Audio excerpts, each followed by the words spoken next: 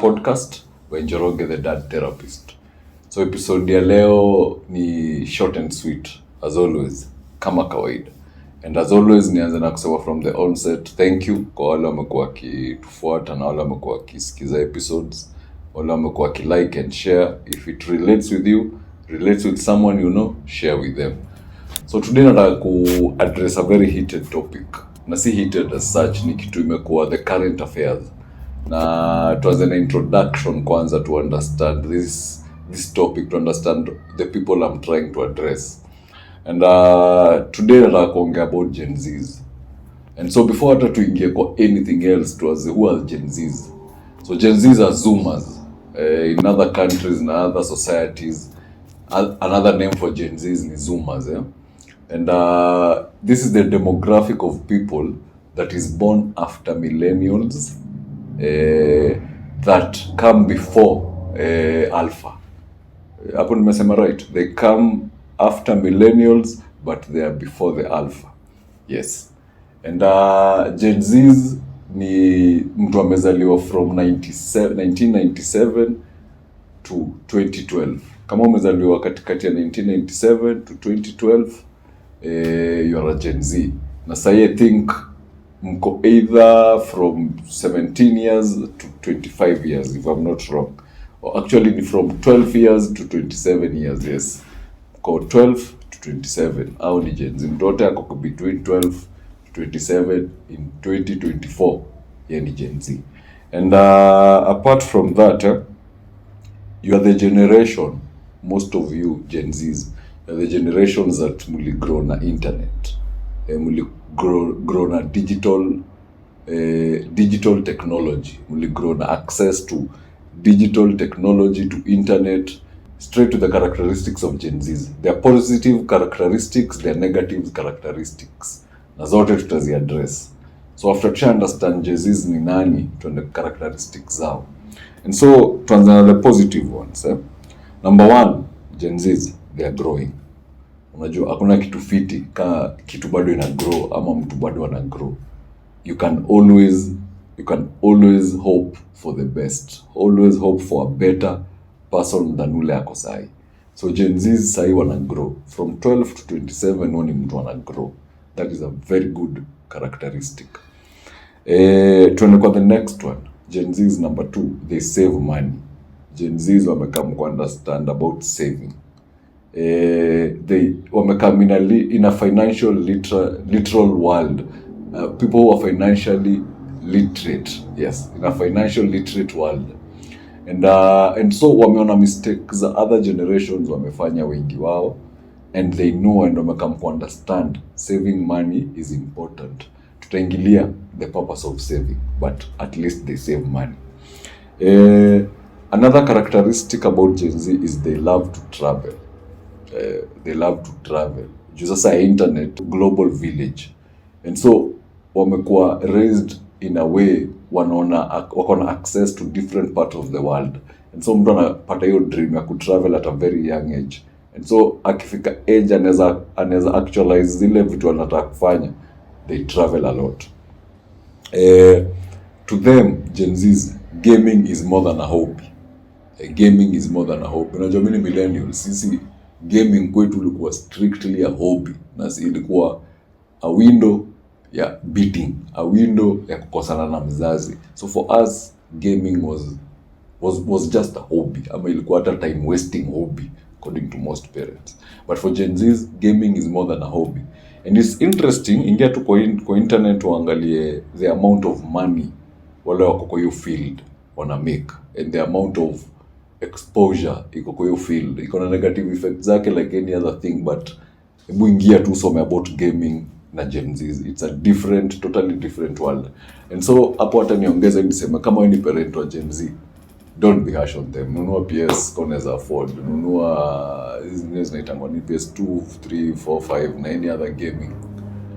Kaa chini, discuss ini, find a way how maybe mnaweza ka timeline ya kutumia the gaming world, but it's very important for Gen Zs. Another characteristic ni Gen Zs are very confident. They are confident. wengi wao wameona what traumas can do to people and what maybe the mistakes other generations wamekuwa wakifanya, and Kenya is a very good example. Gen Zs are very confident in their dressing, in how they speak, how they address. They are a confident generation. The final characteristic, positive naweza sema, ni Gen Zs are due to be the largest population. They are due to be the largest population in the world. According to statistics, according to demographics, ama whatever watu statistics wanazitanga, inaonesha as years zinaenda au ndo watakuwa the biggest generation. That is something good to note tukiingia kwa the negatives, because there are negatives with Gen Zs. Na sasa tuingia kwa negatives. Number 1 is screen time. Most Gen Zs screen time ni gori. Hawalali, hawatoki, hawajui kuinteract physically na watu. Imeingia place at a world. Nilikuwa naona a very interesting restaurant somewhere, I think it was somewhere in Norway ama Belgium. Kwa entrance imeandikwa no phones beyond this point. Watu waingie, actually imeandikwa no phones beyond this point, interact the traditional way. Nikauliza mtu, yani physical interaction same ito the traditional way. And that is a characteristic ya Gen Z. Screen time yao is too much. Na iko na effect zake with how hata tutaona other points zitakuja. And so that is something to note from the onset. Gen Zs, most of them don't like reading. Books kwanza. Hata online books, physical books. Reading kwao is not something they take sana to heart. Kama millennials reading was, kuna time hata mlikuwa mnaflosiana umesoma books ngapi ama novel ngapi. To Gen Zs, that is not a discussion they have say. That to them, reading books, online, physical, I sell sana. Attention span ya Gen Z ni ndogo. I think ni one of the reasons ni your screen time. So the attention span, hata ukiongea nao, ukiwork nao, you discover attention span yao ni kidogo. Hata kama ni speech unatoa, maliza haraka uishie. It reaches a point unajiongelesha ama unaongelesha. The only millennials and any other generation ni in that room. For them, attention ni kitu wanakupatia kidogo, and you have to capture your time kidogo, you pass the point you need to pass. It has been proven, ama it has scientifically, statistics na data inaonesha, it is the biggest generation in undergo mental issues. I think pia ni one of the effects ya kosa kujua kuinteract physically na watu. So Gen Zs ni the most affected na mental issues. Maybe pia tunaweza ongeza, we are in a world say watu wameanza understand mental issues ni nini. So pia kwa diagnosed ama kwa on medication for mental issues ni common sahi kuliko before.